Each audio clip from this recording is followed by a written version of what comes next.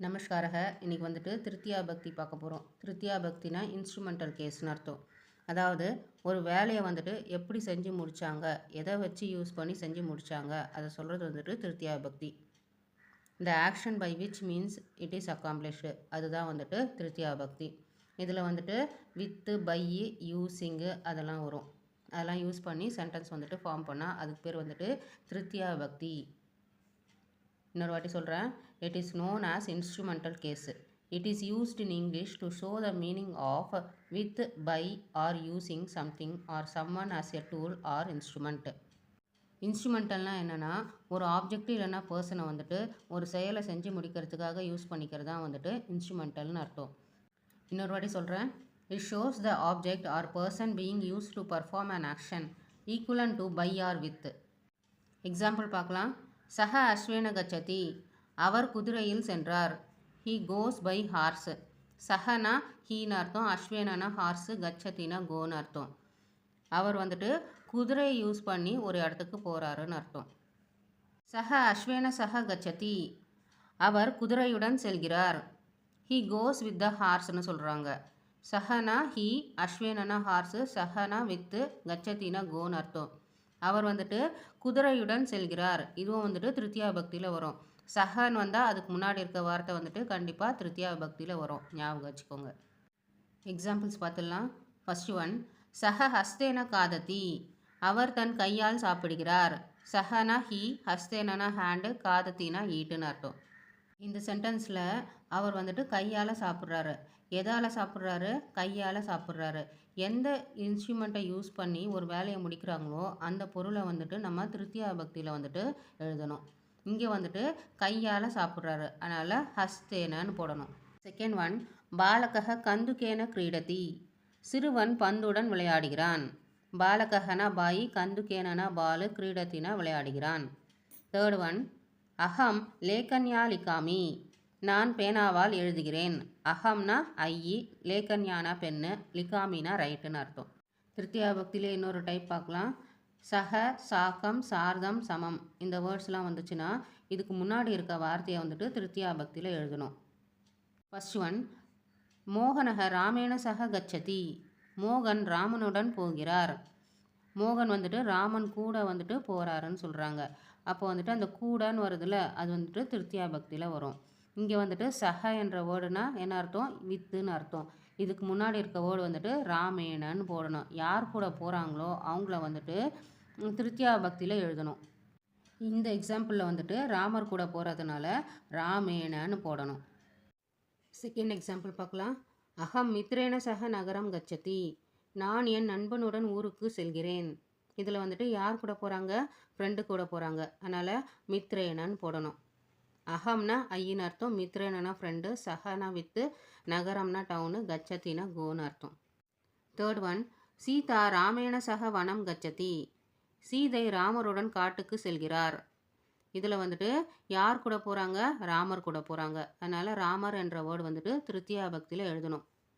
Fourth one, Mala கீதையா சாக்கம் பட்டதி, Mala கீதாவுடன் படிக்கிறாள்.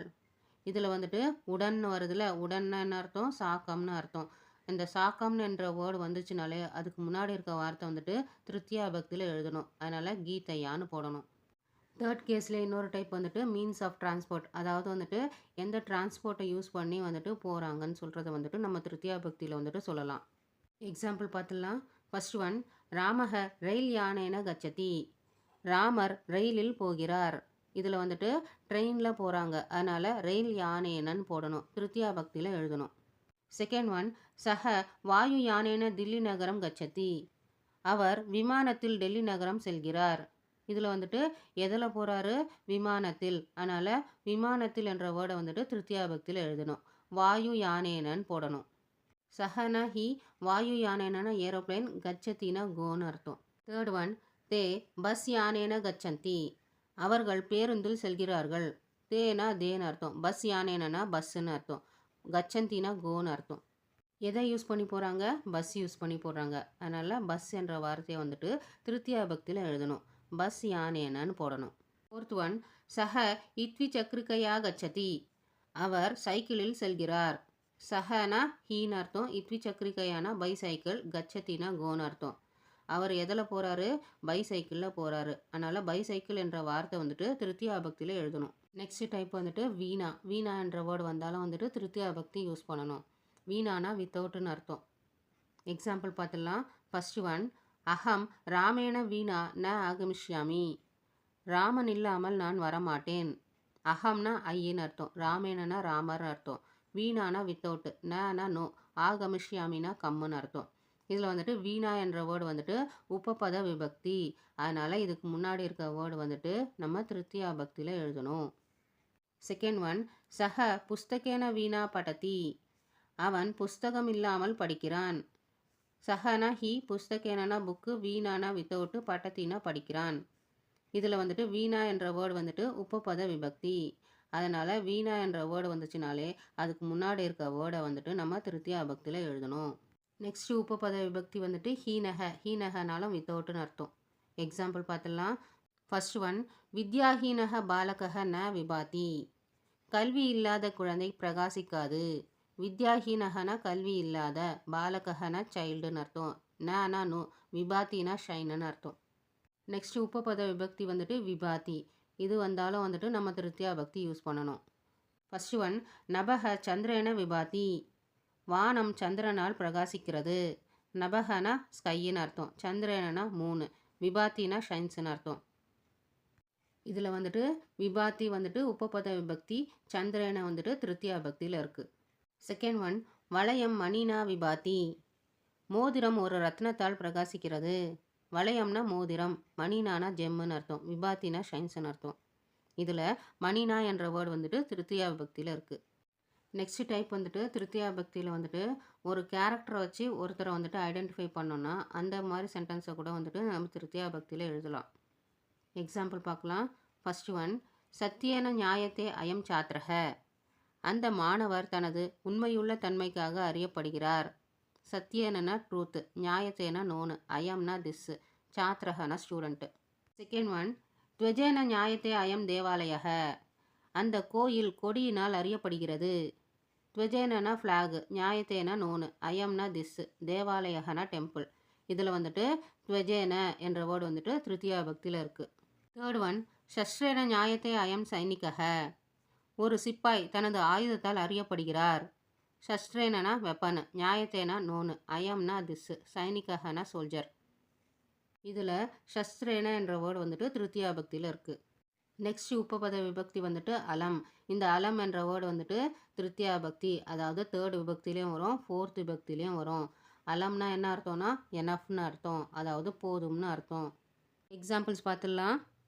அலம் கலஹேன, போதும் சண்டை. அலம்னா போதும்னு அர்த்தம், கலஹேனா சண்டைன்னு அர்த்தம். கலஹேன என்ற வேர்டு வந்துட்டு திருத்தியா பக்தியில் இருக்குது.